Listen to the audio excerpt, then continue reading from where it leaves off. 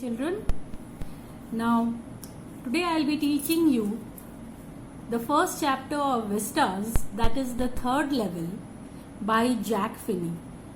Now Jack Finney in this story, he presents a very curious experience. We find the protagonist of the story traveling in time and space.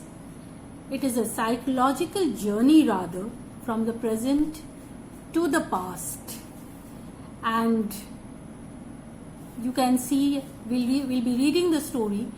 The theme of the story is based on escapism, and it is not only a psychological refuge from the realities of the present day worries, the modern world's fever and fret. It is also like going in the past, staying in the past, and keeping the past alive in the complexities of the present to forget the modern day worries.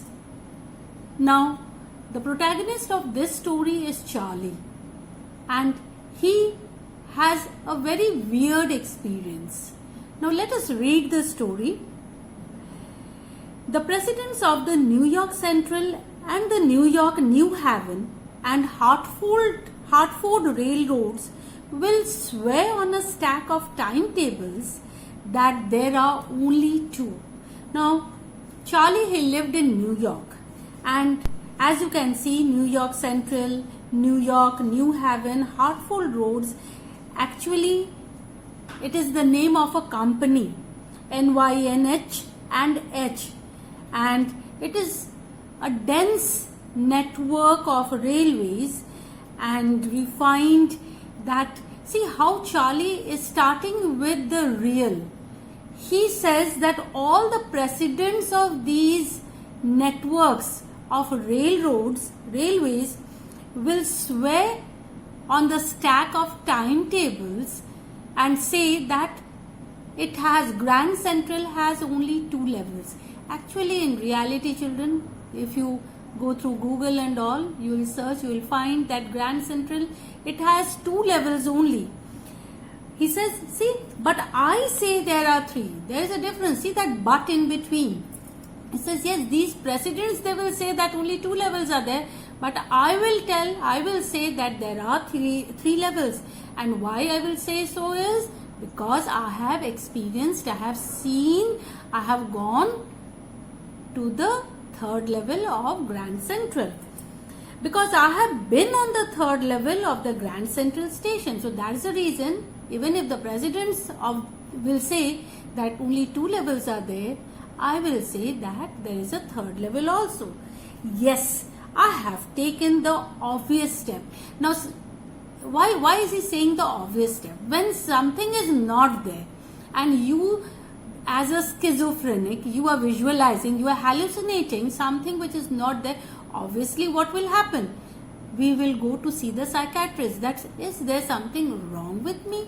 Why am I seeing something which is not there? So that was quite an obvious step, and that was the step taken by Charlie too. He went to see a psychiatrist who happened to be his friend also. I talked to a psychiatrist friend of mine among others. I told him about the third level at Grand Central Station. So he had a talk. He had a talk with many others also, but he went and had a talk with his psychiatrist friend. Later on we'll get his name also. His name is Sam. And he said it was a waking dream wish fulfillment. So this was the reason given by his psychiatrist friend, that you are hallucinating. Waking dream means hallucination. So you are hallucinating because somewhere or the other it is your desire. Somewhere or the other at the back of your mind you have this desire, and hence you visited the third level. He carried on. He didn't stop over there. He said, I was unhappy.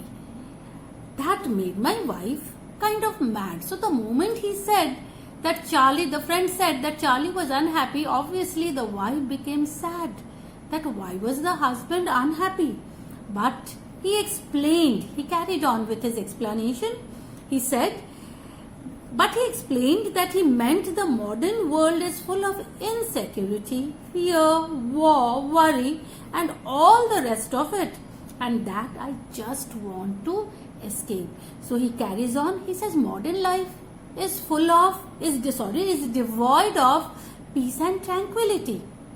So man, in his quest, in his desire to seek solace, he escapes to the place where his unfulfilled wishes, dreams of his subconscious mind can be realized.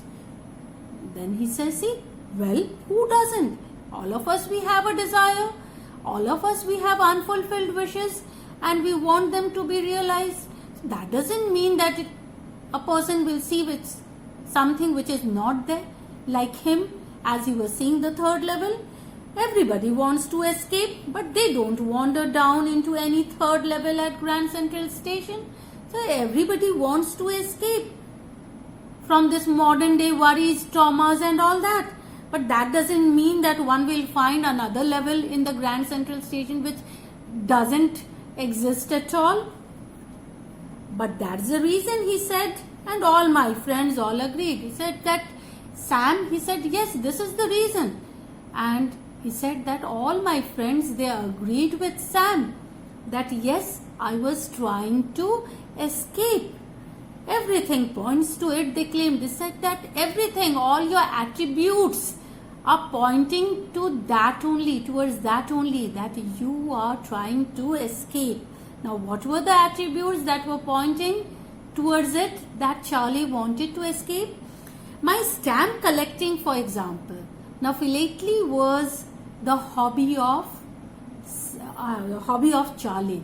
He would collect stamps, and they said his friends and his psychiatrist friend, all of them, they said that it is you seek. See, for example, that's a temporary refuge from reality. So somewhere or the other, for the time being, for temporarily, you are seeking refuge by collecting stamps. Philately takes us to the past. You want to go to the past. You want to run away from the present. Well, maybe, but my grandfather didn't need any refuge from reality. So he said, okay, maybe, but I don't agree. This is what Charlie said. I don't think the same. And he starts thinking otherwise, and he says that my grandfather, who didn't belong to this particular era, he belonged to the 1890s. He didn't require any refuge, any shelter from the reality. Now here I want to point out very important thing, children. This story was written in 1955 after the two world wars, and you can imagine what kind of environment it would have been then. People were not happy. There was no peace. Economic, political, all kinds of upheavals were there. And obviously in such a scenario, in such a situation, people might try to escape from, that was the psychological instinct, to escape from the worries of the present time. But he says that okay, with me it is okay, because during the 20th century, after the two world wars, I might need an escape from the worries and all that. But what about my grandfather? He too had the habit of collecting stamps. He too had the hobby of collecting stamps, and he didn't require any refuge from reality. Things were pretty nice and peaceful in his day. So from all I hear, and he started my collection. So things during his time, in 1890s, in the 19th century, everything was superb, everything was fine, peaceful. And my grandfather, he didn't require any refuge from reality. He didn't have to escape from reality, because the reality was quite good and pleasant in 1890s. And he said that my collection, the collection of stamps that I am having now, that had begun that had been started by my grandfather. And it's a nice collection too. Blocks of 4 of practically every US issue, first day covers and so on. The grandfather, he had the hobby of stamp collection, and we find that he had a beautiful and huge collection.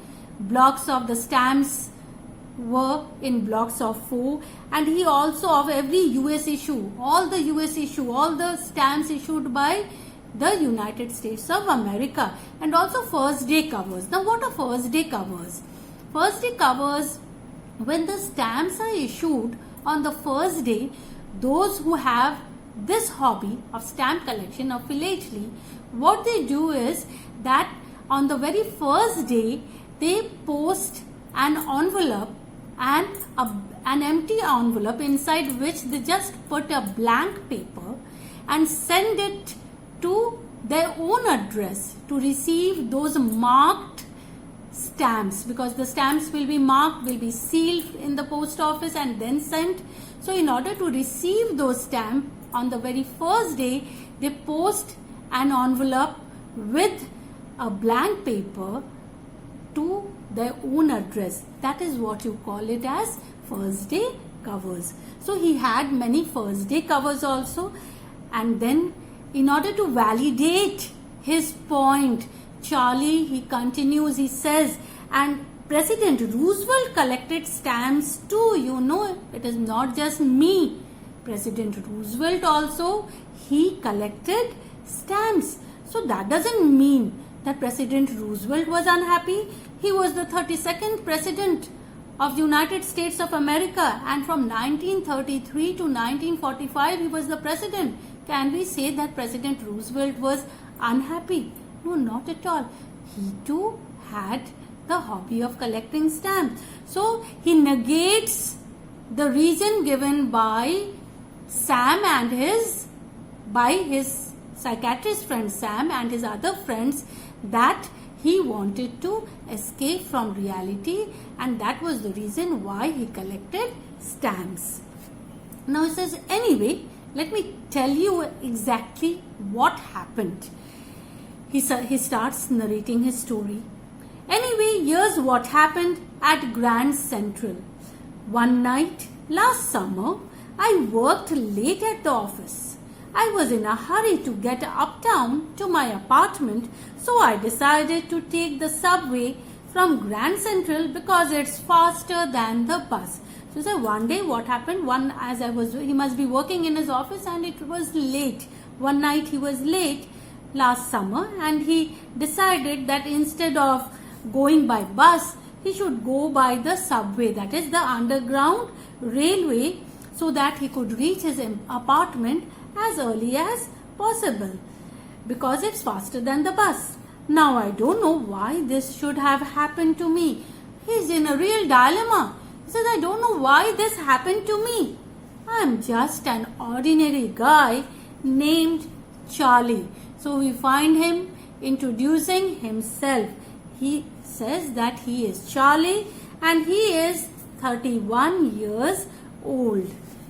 Okay, now I stop over here. We have been introduced to Charlie, and in the next class we'll see that what happens to Charlie.